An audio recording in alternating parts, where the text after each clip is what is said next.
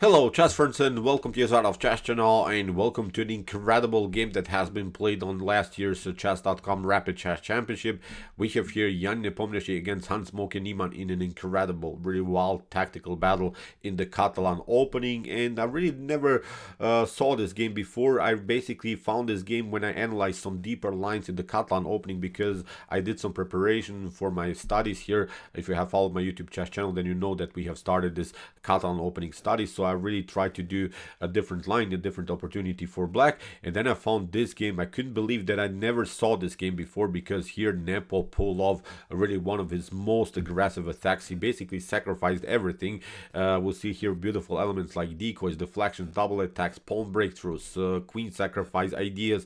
Really beautiful, sharp tactical possibilities for both sides. So in my opinion, really amazing game. I really, as I said, I was really surprised that I never saw this game before. Be prepared, this is simply sick brutal chess. So let's see now the game. It was a rapid game, 15 minutes on the clock here. Nepo opened with the move d4. We have now the move knight to f6 by Hans-Moke Niemann, c4 by Nepo, and after e6 here Nepo goes into the aggressive Catalan opening with the move g3. Here we have this bishop to b4 method. This method we have explained so far in our Catalan opening study, so if you're more interested into the Catalan, please check out our studies that we have started recently. Here's the link of the playlist. I think you could have really great preparation in this beautiful opening. So after move bishop to b4, my recommendation is also to go with bishop to d2. Black retreats many times like Hans did here, also with move bishop to e7, and now comes the common aggressive move of the Catalan, this fianchetto bishop on g2, creating of course some tactical madness on this diagonal. So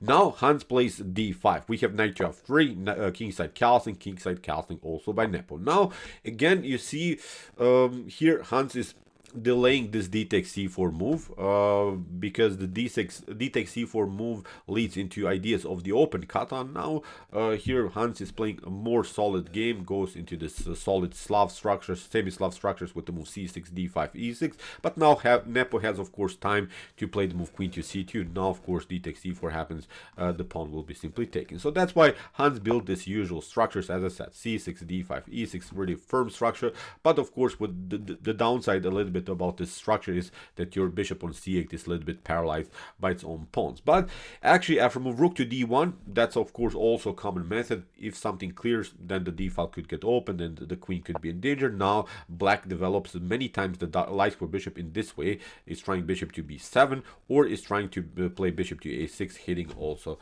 the pawn on c4. So now b3 by Nepo. He wants now to prepare maybe knight to c3 and then e4, or bishop to c3, knight to d to e4. So the basic goal of this types of methods, and as I said, we have really discussed this method so far here on my YouTube chess channel, is to go aggressively with the move e4, because I think the main advantage that white has here is a little bit the advantage in spaces, because now with the move e4 we could get again breathe, and of course with this a little bit passive structure, of course black has several positional problems. So we have now the move a5. This is now the so-called Sokolsky idea that Hans-Moke Niemann is really playing very often now these days. I've seen now many games by Hans Niemann, and we have covered also the beautiful gameplay by Dariusz Schwirtz against Hans-Moke Niemann, in which Dariusz Schwirtz really destroyed the Sokolsky idea by Hans-Moke Niemann. This Sokolsky idea is of course a preparation to play maybe bishop to a6 and connect the rook to the bishop, and we have discussed this because many times if you don't play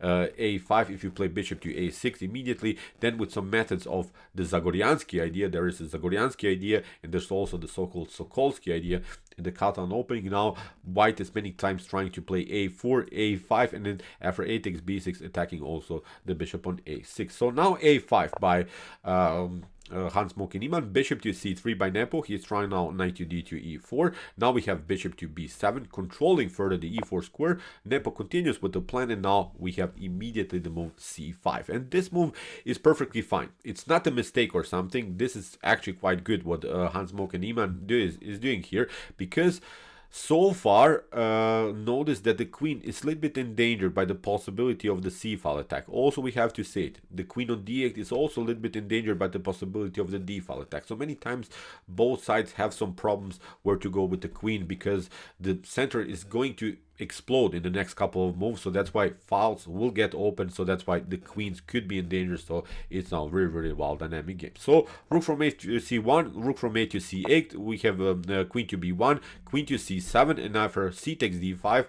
Here Nepo is hoping to get some tensions against the queen again, because the queen was removed from the d file towards the c file, and now there are of course new opportunities by the rook activity on the c file. So we have now bishop to d5, a brave decision here by Hans-Moke Niemann.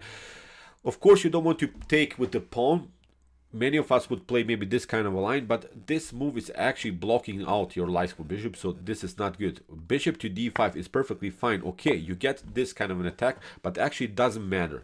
This e4 should not be so problematic for black, because after bishop to b7, when we retreat, notice, okay, so far white has a dominant position in center with these two pawns against one pawns of black, but the c file is going to get open. So you see, we have already from black's perspective challenged a white central control, this pawn on d4 and e4. So the main strength, I think, in the beginning of white was of course the powerful center with its pawns, but now this is not going to be, I think, a huge problem for black, because here simply bishop to b2 was of course played by Nepo, and you see now there are still this tension on the c file, and still the queen is connected to the pawn on e4. But now Hans continues in a normal way, simply develops also the rook to d8, and now we have really a good setup, I think, for both sides. So after a couple more moves, the position will be probably clear fit. And now Nepo makes maybe his first mistake in the game. He plays now the move h4, and h4 is really unnecessary. You don't have to play this move. I'm not sure why should anyone attack the king side immediately, because we don't have a clarification in the center of the board. Usually a flank attack works when the center is fixed, when the center is close, when the center is blocked out. Then of course you can launch a flank attack. But now with such a dynamic position in center, this is risky. You just weaken your pawn structure without creating any opportunities, without creating any threats. If you maybe create a threat with the move h4, then of course it's perfectly fine. Then at least you're getting extra time. But now Hans plays the solid h6. We have now the move e5, and after knight to d5, you see now the knight fit here like in the Tetris game, really on a beautiful square. And now there are even opportunities because e4 happened. I like many times this idea for black. Let's flip the board. For instance, if you face this kind of a position, then I would recommend you to do a maneuver with the queen to b8 and then queen to a8. I think it's a beautiful idea to compete against the light square bishop on g2. And look at this. Now with move h4, white is already weakened the pawn structure. So now with queen to b8, queen to a8, I think in the next couple of moves we can really create some mess here on this long diagonal. So then of course I think we have really good game, especially because of the fact that our knight is centralized. We have a solid structure. Okay, white has the main advantage, of course, of spaces here in the center of the board, but nothing spectacular. Black, I think, has a solid game here for sure. So, as I said, here knight to e4. Nepo is getting use now of this e4 square, which he created by pushing the pawn on e5. We have now queen to b8. Now Hans is probably trying this idea queen to a8. Look at this really beautiful method. But now after bishop to a3 that Nepo played, now Hans went into a maybe slightly worse line with the move knight to b4. This is a good square for the knight, we have to say it, but in my opinion it was really unnecessary. I really like more this idea of queen to a8, competing simply against this bishop on g2. And notice there are many pieces that are lined up now on this long diagonal. For instance, also the knight is a little bit loose on e4, the knight on f3 is a little bit loose. In many occasions even the bishop can be a vulnerable piece for white. So in my opinion this was simply the way to go. Probably Hans was annoyed by these tensions on the dark squares here by this dark square bishop on a3 against the bishop on e7. So that's why Hans locked now this long diagonal by playing the move knight to b4. We have now knight to d6, a good idea here by Nepo, because after bishop to d6, e takes d6. The problem is now you cannot pick up the pawn on d6 because d takes c5 comes with a beautiful tempo against the queen. So that's why after e takes d6, we have knight to f6 by Hans-Moke Niemann.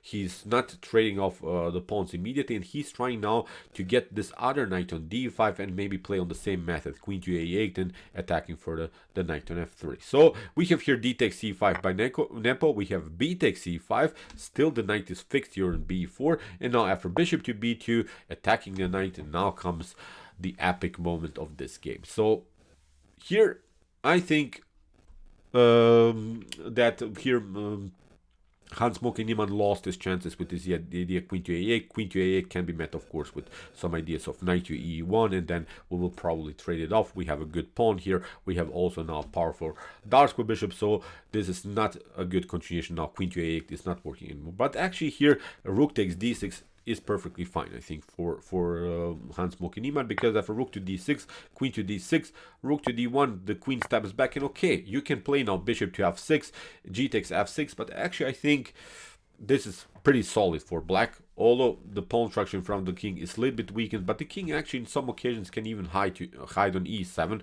Now the only thing that I think you have to do is compete on the d file, centralize the queen a little bit, maybe even trade off more pieces, simplifying the game. Black is up a pawn, so I think this should be a playable line. So, but after bishop to b2, Hans went into a more aggressive line with the move bishop to e4, and now we have really a tactical collision. We have now really a brutal tactical game. You know, now Nepo does, I think, the same idea that Hans should have played a couple of moves ago. Now he is lining up the queen behind the bishop and creates a beautiful battery on the dark square, which, as I said, Hans had the opportunity to make. This is, I think, a very common method in these types of positions, so recognize it sometimes in your own games if you're playing maybe this kind of lines for both sides. You see we have the same attacking possibilities. Now after move queen to a1, the game is quite unpleasant. The engine, for instance, gives you equal chances, but you have to now be really a tactical beast. But I think Nepo is a tactical beast, and Hans is also a great tactical player, so here the game becomes really spectacular. So now Hans goes with knight to c2, and he's attacking now the rook, the queen, pardon me, on a1, and of course you don't want to play queen to b1, getting in front of the bishop on e4. But now Nepo goes all in, sacrifices the rook for the exchange. After bishop to c2, bishop to f6, g takes f6, and now many of us would play even something like rook to d2, here protecting the pawn on d6 and also attacking the bishop on c2. But Nepo found an immortal queen takes f6, sacrificing another rook. Really wild stuff, because after bishop to d1, Nepo noticed this stunner, knight to e5, is creating some checkmate threats on f7. If you don't react correctly, just see a bad line here for black. Then we play for check, you have to step back here. Now with knight to g6 is of course this immediate checkmate threat. So that's why after knight to e5, there's not so much that can be done. Look at this, you cannot play queen to b7 because the bishop is controlling b7, so you cannot protect the b7 square, pardon me, the f7 square with the move queen to b7. You cannot also play queen to a7, because if you play queen to a7, knight to c6 is going to happen. And you see now we have a fork against the rook and the queen. If you pick up now the knight, then also the rook is hanging on d8, and now afterwards we pick up also this other rook on c6. So really great tactics here by Nepo. So after move knight to e5, the only way to survive this attack, and Hans saw that immediately, he played now this amazing rook to d7. He's giving up back material, he has to do it, otherwise he's lost.